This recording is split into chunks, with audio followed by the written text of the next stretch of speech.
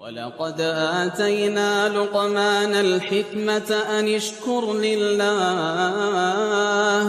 ومن يشكر فإنما يشكر لنفسه ومن كفر فإن الله غني حميد وإذ قال لقمان لابنه وهو يعظه يا بني لا تشرك بالله إن الشرك لظلم عظيم.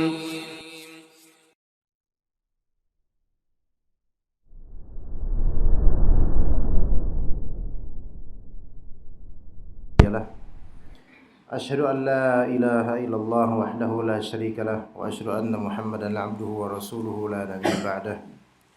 اللهم علمنا ما ينفعنا وانفعنا بما علمتنا إنك أنت العليم الحكيم. Amma ba'd. Ini kalau kelihatannya sedikit ya. Ada beberapa individu yang izin ya. Pak Andik ada Pak Andik. Ketika Mas Arif nggak ada, kayaknya suaranya lebih bagus. Ya. Boleh dibilang ke beliau mungkin kalau hari Senin tolong mulai beliau kerja jam 10-an Pak, biar suaranya bagus. Nah juga kayaknya selain ada beberapa individu yang tidak hadir, kelihatan lebih sedikit, juga kayaknya ada batuk-batuk ini. Ada apa nih? Lagi pura-pura kena virus ya. Semoga Allah Subhanahu wa taala sehatkan kaum muslimin yang sedang sakit dan semoga Allah jaga kesehatan umumnya kaum muslimin. Ikhwas sekalian, kita menuju hadis 18. Seingat Anda 17 sudah. Ya.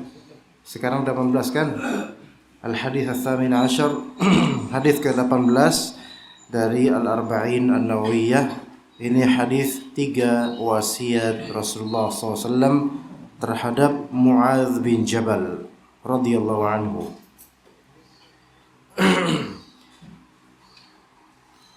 Dikatakan di sini an Abi Dzar Jundub bin Junadah wa Abi Abdurrahman Mu'adz bin Jabal radhiyallahu anhuma an Rasulillah sallallahu alaihi wasallam qala.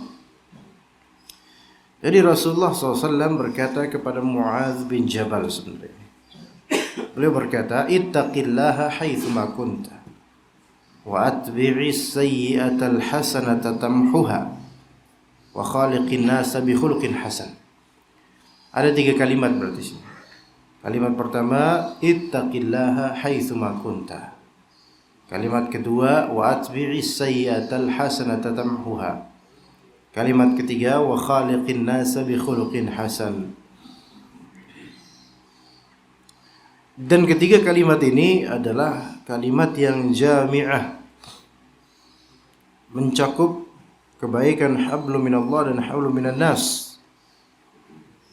Dan 3 kalimat ini merupakan realisasi usul atau asas-asas dari hablum minallah dan hablum minan nas. Dimulai dari kalimat ittaqillaha haitsuma kunta, bertakwalah engkau kepada Allah haitsuma. Lafal haitsuma di sini mencakup sebenarnya tempat, tapi bisa juga mencakup keadaan. Keadaan dimanapun, kapanpun. Bertakwalah engkau kepada Allah dimanapun, kapanpun, bagaimanapun engkau. Ya, dimanapun engkau berada, baik di tempat yang sepi maupun di tempat yang ramai, baik di rumah maupun di pasar, baik di dekat orang yang dikenal atau yang tidak dikenal. Maka ittaqillaha haitsuma kunta. Tadi sih perintah untuk bertakwa. Lalu apa itu takwa? Takwa adalah menunaikan apa yang Allah perintahkan dan menjauhi apa yang Allah larang. Intinya begitu takwa itu. Ya, bertakwa kepada Allah Subhanahu wa taala dimanapun engkau berada, bagaimanapun situasimu, atau kapanpun engkau punya waktu, bertakwalah kepada Allah. Kalimat pertama. Kalimat kedua, wa atbi'is sayyi'atal hasanata tamhuha. Atbi' artinya turutkanlah. Menurutkan setelah sesuatu itu atbi'. Wa atbi'is sayyi'ata al-hasanata. Lafal atau fi'il amr atbi' di sini memiliki dua objek. Objek pertama as-sayyi'ah, objek kedua al-hasanah. Turutkanlah setelah keburukan dengan kebaikan, itu artinya. Ya, diulangi, pikirkan baik-baik, turutkanlah setelah keburukan kebaikan. Pertanyaan adalah, yang mana dulu nih? Berlaku buruk dulu atau berlaku baik dulu di hadis ini?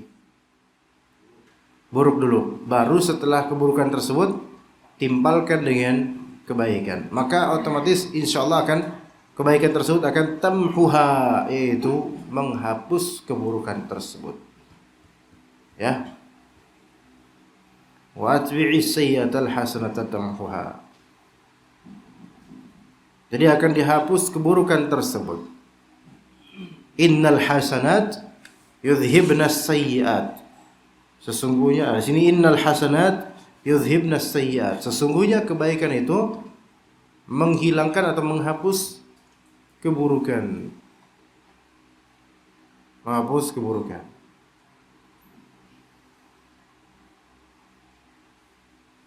Baik, ini berarti melazimkan kita mengetahui sesuatu yang menghapus keburukan. Apa saja sesuatu yang menghapus keburukan?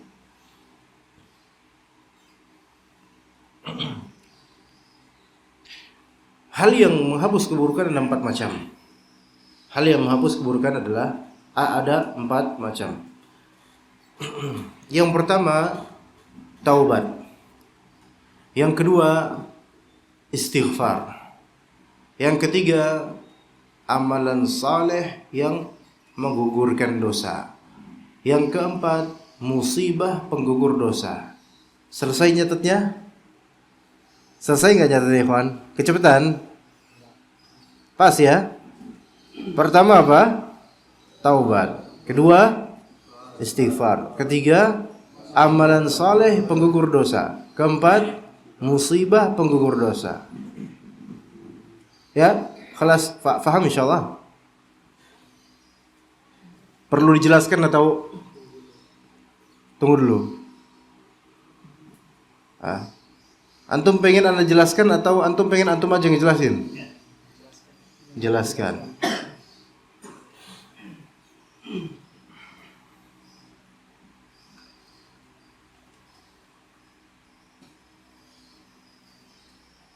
Yang pertama Pak Ikhwan, taubat. Jelas taubat itu paling awal ya, karena taubat adalah amalan yang memang ditujukan untuk menghapus dosa-dosa besar maupun kecil. Taubat. Ya. Dan juga yang kedua apa? Istighfar. Tapi istighfar tanpa taubat. Apa bedanya taubat dengan istighfar, ikhwan?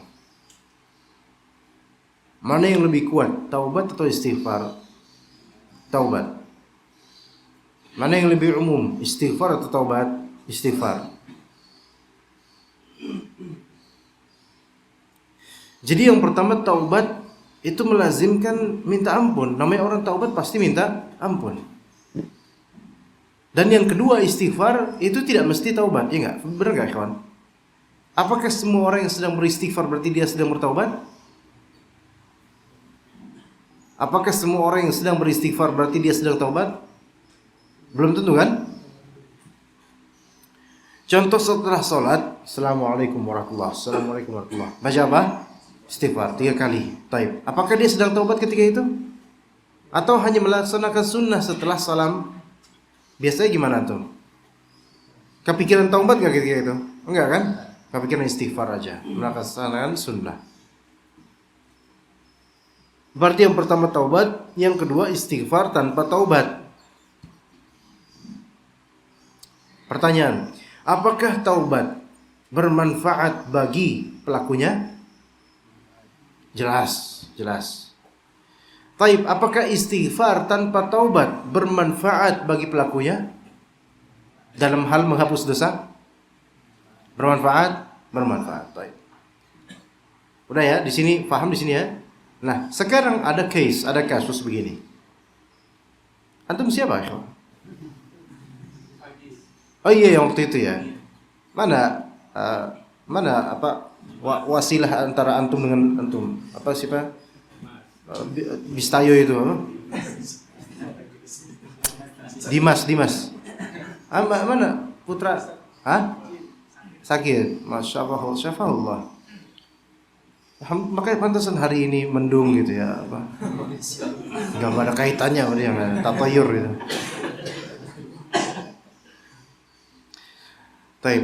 Tapi ini hari yang menyenangkan ya, nggak ada Mas Arif, nggak ada Mas Dimas. Hari ini menyenangkan memang.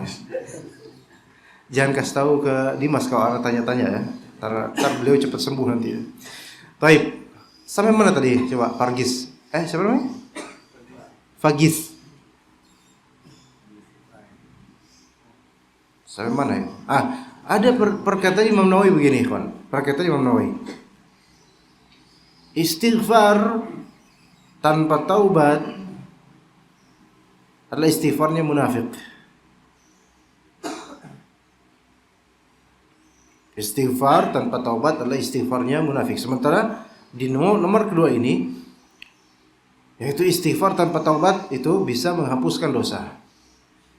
Gimana? Bagaimana mengkolaborasikan atau menggabungkan dua faedah ini? Apakah perkataan Imam Nawawi benar? Benar pada tempatnya. Istighfar tanpa taubat itu istighfarnya munafik. Sementara kita ini, kalaupun rajin istighfar, kita masih ada yang belum ditaubatkan kan dosanya kan? Berarti munafik semua dong. Makanya tempatkanlah kalimat Imam Nawawi ini sesuai tempatnya.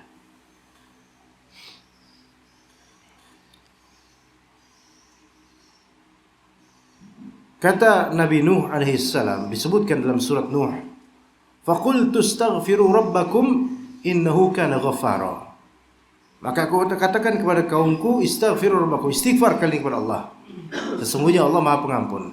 Ini menunjukkan istighfar magnificent, memiliki apa?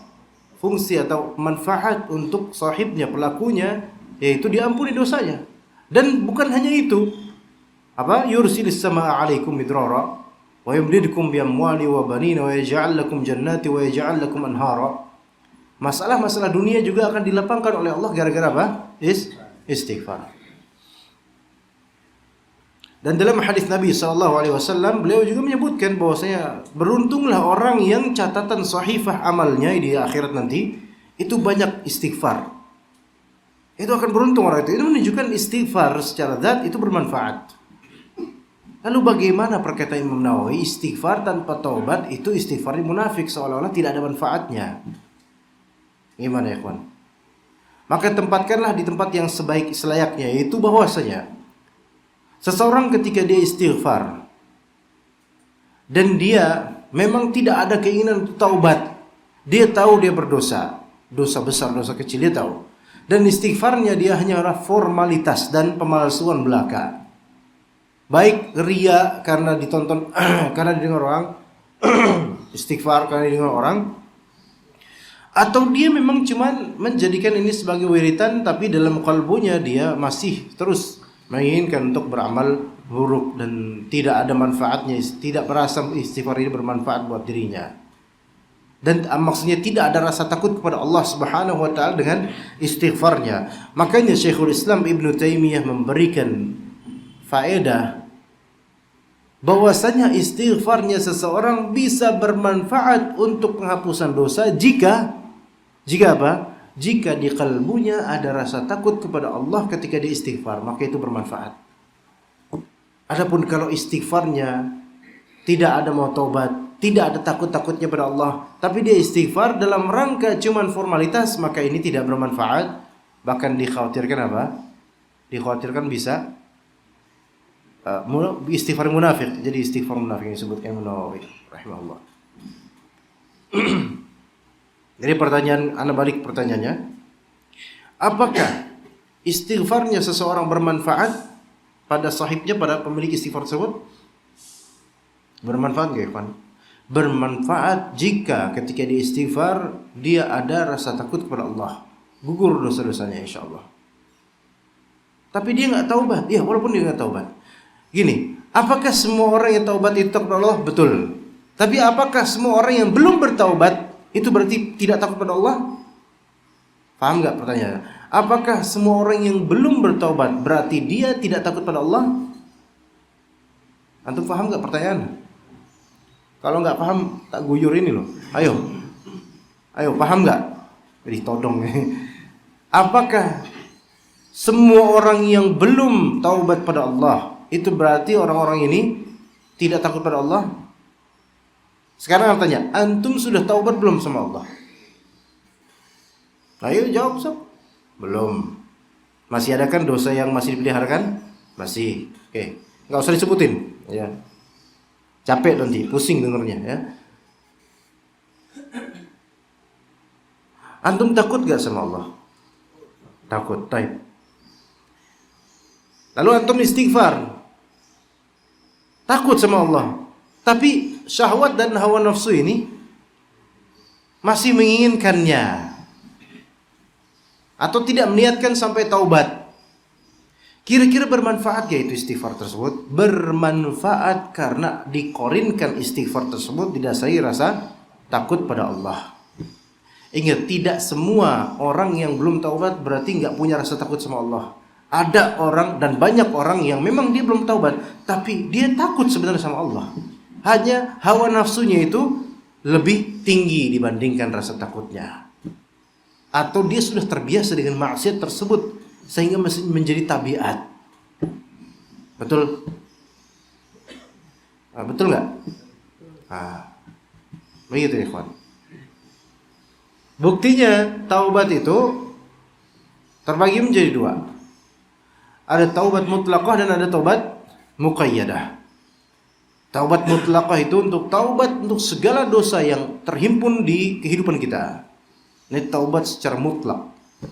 Menangis terseduh-seduh sampai keluar air matanya, sejadahnya basah, kalau misalnya dikuras itu keluar tuh cucuran air mata. Saking apa? Saking basahnya itu air mata. Taubat secara mutlak. Seluruh dosa.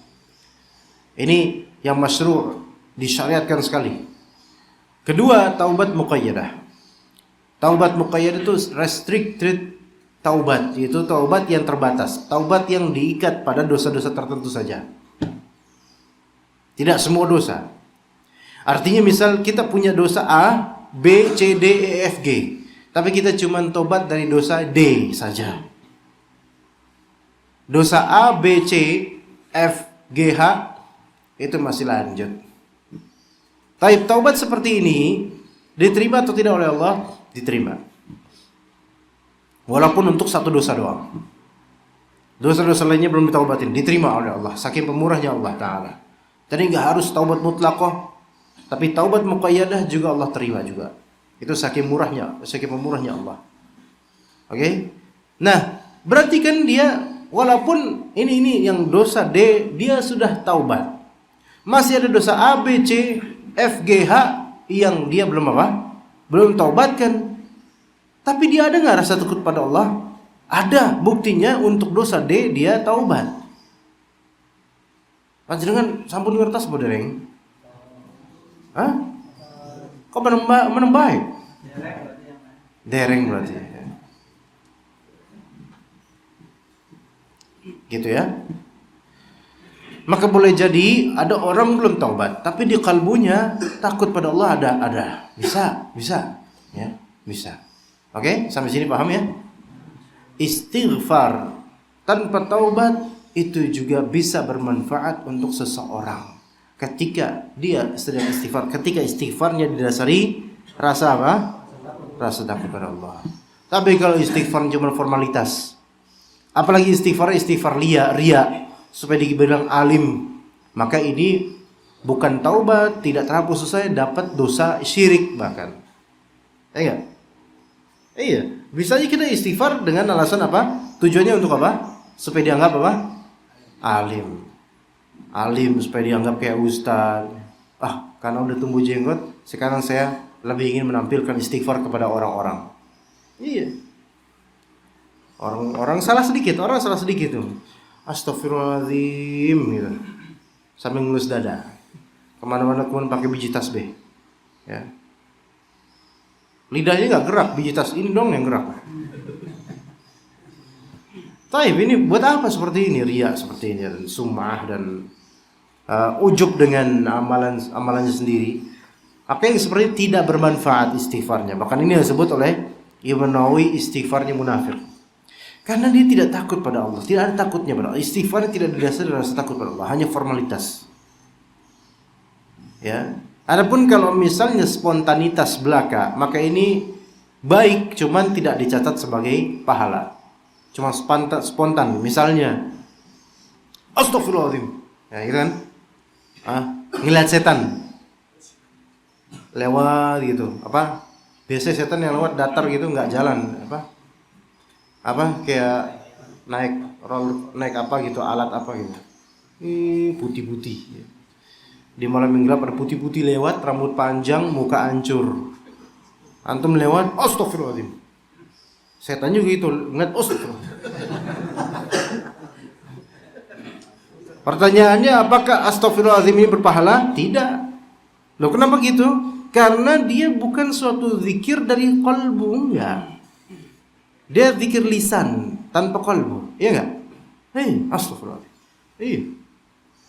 Antum misalnya buka toko, ya, kemudian tiba-tiba ada pelanggan pertama datang, tiba-tiba ada di depan, nggak ngomong-ngomong, ada orang, nggak ada suaranya, bilang-bilang kok kemari, ya.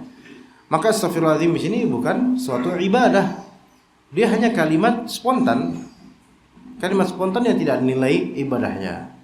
Hatta dia baca Quran sekalipun, Qul huwallahu ahad Allahu samad lam yalid walam yulad walam yakul lahu kufuwan ahad. Satu surat khatam dia. Kalau Al-Quran, insyaallah kalau sesuai makhrajnya dapat pahala. Iya, insyaallah, mudah-mudahan ya. Tapi kalau misalnya astagfirullahaladzim, ini membutuhkan niat untuk mengucapkannya dengan rasa takut pada Allah Subhanahu wa taala. Karena bisa orang astagfirullahaladzim, bukan takut pada Allah, takut sama setan. Ya kan? Astagfirullahaladzim. Ya, begitu. Maka istighfar seperti ini bukan istighfar munafik, tapi bukan juga istighfar yang berpahala, wallahu alam. Ya. Baik, kemudian yang ketiga, al-a'mal as-salihah al-mukaffirah. Amalan saleh yang menggugurkan dosa. Amalan soleh yang menggugurkan dosa itu terbagi menjadi dua. Kita anggap terbagi menjadi dua. Kita singkat jadi dua. Amalan yang menggugurkan dosa terbagi menjadi dua, yaitu amalan mukaffirah yang muqayyadah, dan yang kedua amalan mukaffirah yang mutlaqah. Yang pertama amalan mukaffirah muqayyadah, dan amalan mukaffirah al-mutlaqah.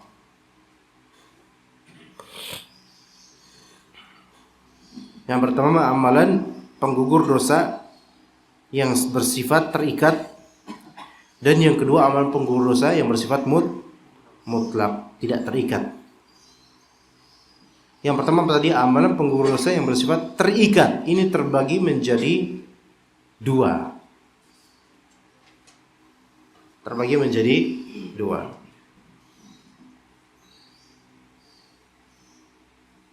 Yang pertama terikat dengan amalan yang terikat dengan amalan. Astagfirullahaladzim.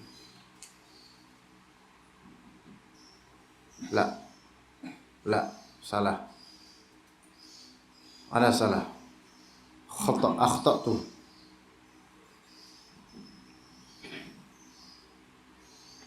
Ini amalan mukaffir ya, amalan menggugurkan dosa ya.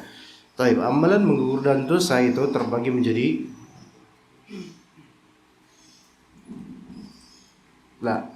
dua, ya. Yang pertama bukan muqayyadah, tapi muqaddarah namanya. Salah ana, akhtatu. Bukan muqayyadah, muqaddarah. Muqaddarah itu sudah ditakdirkan, sudah ditakar. Muqaddarah. Yang kedua baru mutlaqah. Ya. Muqaddarah itu beda dengan muqayyadah, beda. Muqayyadah artinya terikat. Tidak, bukan itu salah. Ana akhtatu. Muqaddarah itu telah ditentukan oleh Allah Subhanahu wa taala dengan timbangan atau takaran amalan tertentu. Oke? Untuk amalan tertentu. Ya. Ini biasanya disebut amalan kafarat. Ya, kafarat. Nah, ini kafarat yang muqaddarah. Contohnya apa? Kafaratul yamin. Sumpah. Dia ingin mengkafarah, sumpahnya ada. Dia ingin mengkafarah zihar namanya. Zihar yaitu mengatakan kepada istri, anti alayya ka dhahri ummi. Engkau bagiku itu seperti punggung ibuku. Kalau mengatakan begitu, atau engkau tidak pantas untuk aku sentuh saat ini, dalam artian haram, maka ini masuk dalam hukum zihar. Maka dia mendapatkan kewajiban untuk mengamalkan amalan mukaffirah muqaddarah yang termaktub di surat apa? Al-Mujadilah. Di awal-awal surat Al-Mujadilah. Ya.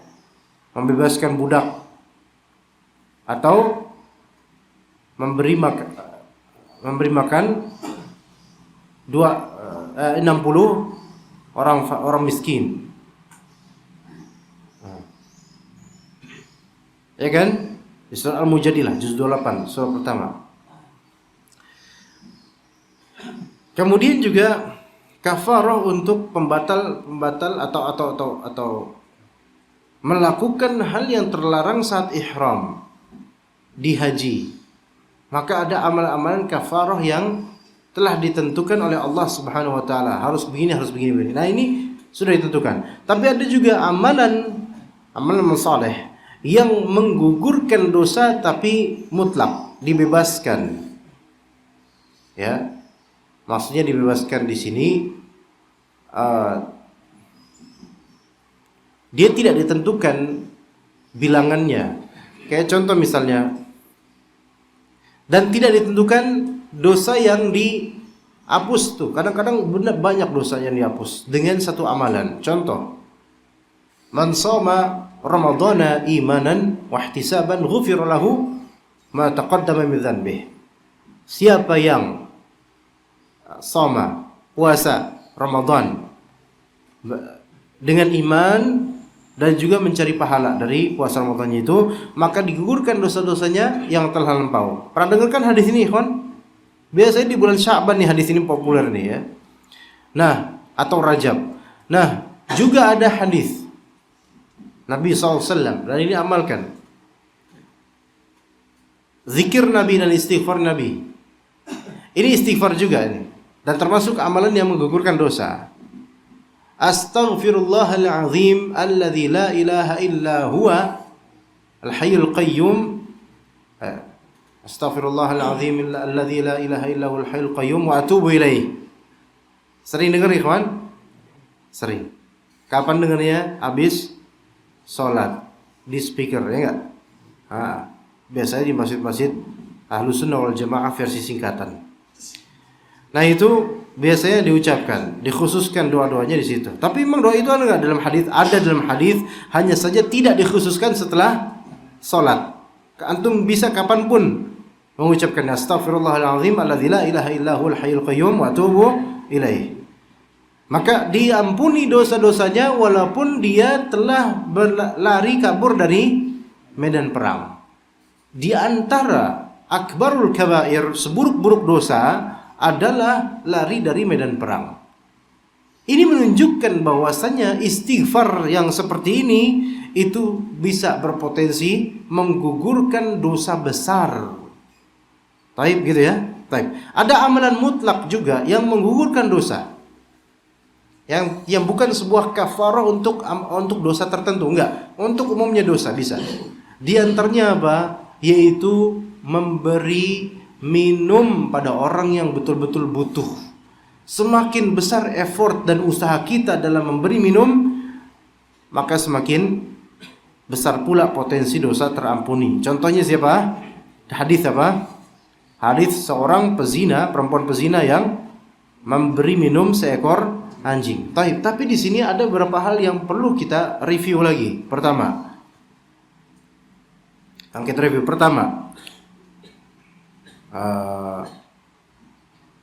perempuan ini ambil air minum di mana? Di sumur bukan?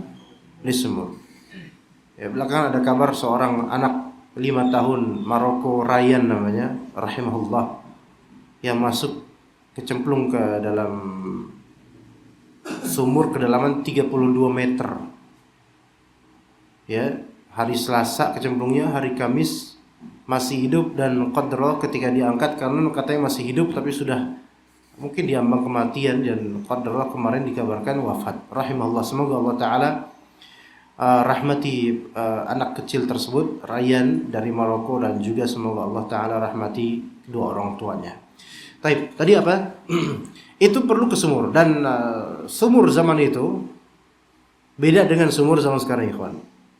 Sumur zaman itu dia tidak pakai bukan berupa well atau nggak ada ini loh, apa namanya? Ya, nggak ada naikan. Nggak ada batu-batu yang dikelilingin ini apa namanya? Temboknya nggak ada. Dia jadi langsung berupa lubang dan itu lebar. Biasa begitu. Di Arab terutama kayak gitu dulu. Jadi perempuan dan sumur itu zaman dulu nggak mesti dalam. Ini mungkin cuma 2 meter, 3 meter cukup dah. Kadang-kadang kan di desa juga gitu, ya. Sumur kita lihat lah airnya udah segini, deket gitu sama kita. Tapi nggak tahu dalamnya seberapa. Antum coba cemplungin aja tuh. Iya, cemplungin dan jangan kembali lagi, ya. Nah, misalnya itu sumur. Nah, perempuan ini kita review dari ngambil air di sumur, bukan air yang tersedia di kulkas atau di warung kelontong tinggal buka aja gitu. Enggak segampang itu, ikhwan. Itu pertama. Kedua, beliau itu turun sendiri, tidak pakai katrol. Timba, nggak pakai timba. Turun sendiri dan mengambil sendiri air tersebut dari genangan sumurnya, dan naik kemudian pakai sepatunya menggigitnya. Ya, berarti kita simpulkan di sini ada effort yang luar biasa, usaha yang luar biasa untuk seekor anjing yang jumhur ulama menyatakan anjing itu najis. Dalam jumhur ulama kaum muslimin menyatakan anjing itu najis. Untuk hewan yang dianggap najis loh. Tapi najis bagi kaum muslimin sekarang. Fikih sekarang dianggap najis. Taib. Dan tidak ada, yang keempat, tidak ada orang yang melihat. Berarti apa? Pertama, ikhlas. Kedua, upaya yang dilakukan bukan upaya yang mudah. Gitu ya. Nah, itu poin penting. Jadi apakah ngasih minum mesti digugurkan dosa-dosanya? Ya, kita berharap begitu. Tetapi kalau merefleksikan ke bagaimana keikhlasan dan effortnya perempuan tersebut, kayaknya jauh deh daripada ini. Apa, coba bentar. Bismillah. Coba dulu. Daripada ngasih madu seperti ini, Anda turusin kalimat yang tadi ya. Tapi kan aneh, tapi kan Anda nggak tahu nih apa. Anda coba dulu, madu. Berarti daripada madu ini. Tapi ini yang bikin madu siapa? Ikhlas, jangan ngomong. Yang bikin madu siapa? Jangan nunjuk tangan. Siapa yang bikin madu? Berusaha ikhlas orangnya. Apakah antum bikin madu ini langsung ngambil dari sarang lebahnya sekarang untuk Ana? Enggak. Melainkan ngambil dari bawah, mungkin dituangin, ada air keran, taruh masukin.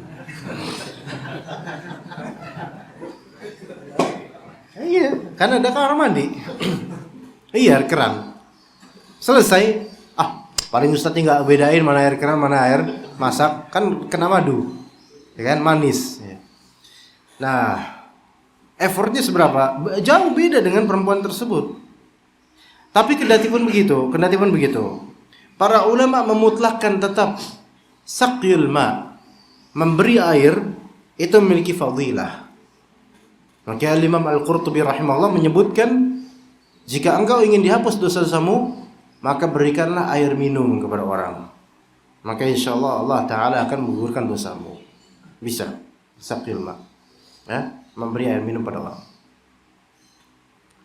Jadi itu amalan yang menggugurkan dosa secara mutlak, dosa apapun. Tapi yang keempat kemudian apa ikhwan? Al-masaib al-mukaffirah. Musibah-musibah yang menggugurkan dosa. Penggugur dosa yang keempat secara global, musibah-musibah yang menggugurkan dosa. Apa tanda-tanda musibah ini menggugurkan dosa? Tanda-tanda musibah menggugurkan dosa tidak terlihat dari musibahnya, bukan dari musibahnya. Ya, ingat, musibah, tanda-tanda musibah penggugur dosa itu bukan dilihat dari musibahnya, tapi dilihat dari apa? Dilihat dari antumnya. Iya. Paham nggak? Belum? Perlu Anda jelasin? Anda nggak mau?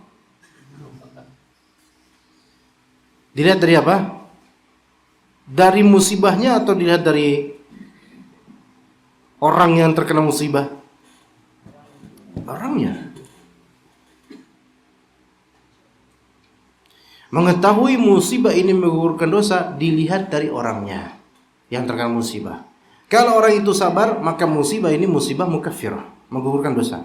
Tapi kalau orang ini tidak sabar, banyak mengeluh kepada insan, banyak report dan laporan kepada orang, apalagi mencaci takdir, mencaci Allah, maka ini justru tidak menggugurkan dosa, menambah dosa. Ini yang disebut musibah berupa azab. Adalah musibah berupa ujian, adalah musibah yang menjadikan seseorang itu semakin dekat pada Allah Subhanahu wa taala, semakin tawakal pada Allah. Itu musibah berupa ujian dan menjadikan dosa-dosa berguguran biidznillah taala. Jadi itu disebut musibah masaib atau musibah yang mukaffirah. Itu namanya musibah yang mukaffirah. Dipahami baik-baik ikhwan, hal seperti itu. Jadi kita sudah tuntas membahas tentang empat hal global penghapus dosa. Yang pertama apa? Taubat, itu jelas. Yang kedua, istighfar tapi tanpa taubat dengan adanya rasa takut pada Allah. Kemudian yang ketiga, amalan-amalan saleh yang menggugurkan dosa yang terbagi menjadi dua. Yang pertama, amalan yang sudah ditakdirkan oleh Allah, ditentukan oleh Allah Ta'ala untuk dosa tertentu dengan amalan tertentu. Dan yang B, kedua, amalan penggugur dosa yang bersifat mutlak untuk dosa apapun dengan suatu amalan. Kemudian yang keempat, musibah yang menggugurkan dosa, di antara tanda-tandanya adalah sabarnya orang yang terkena musibah, maka itu menggugurkan dosa. Taib, yang terakhir, kata Nabi SAW, wa khaliqin nasa bi khuluqin hasan. Maka inilah kalimat yang jami'ah, mencakup segala akar-akar hablum minan nas. Segala akar hablum minan nas itu tercakup dalam wa khaliqin nasa bi khuluqin hasan, yaitu pergaulilah manusia dengan akhlak yang baik. Khuluq hasan, kalau akhlak hasanah, ya gitu.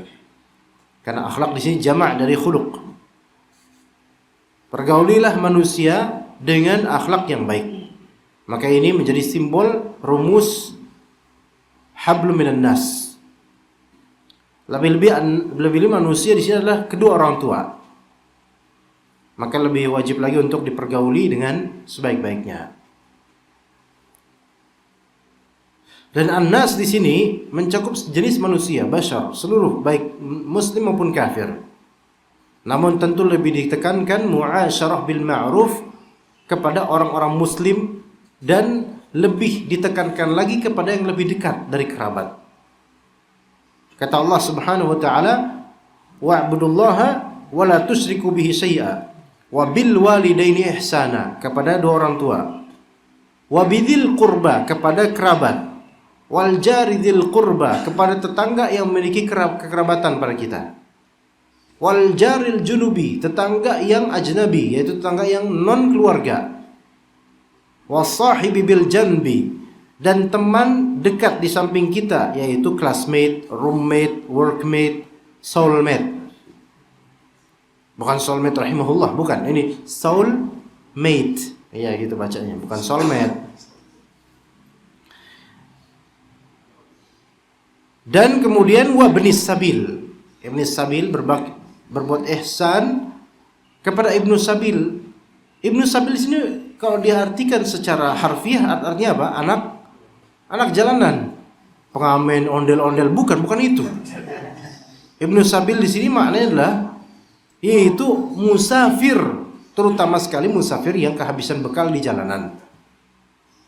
Maka kita perlakukan akhlak baik dengan berbuat baik pada mereka.